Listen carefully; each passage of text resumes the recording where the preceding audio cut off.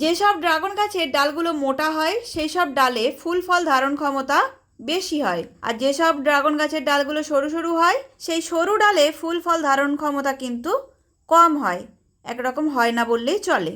ফুল ফল যদিও বা আসে সেগুলো নষ্ট হয়ে যাওয়ার সম্ভাবনা বেশি থাকে। তাই গাছ বসানোর পরেই ফলের আশা না করে আগে খেয়াল করো গাছের গ্রোথ ঠিকঠাক হচ্ছে কিনা।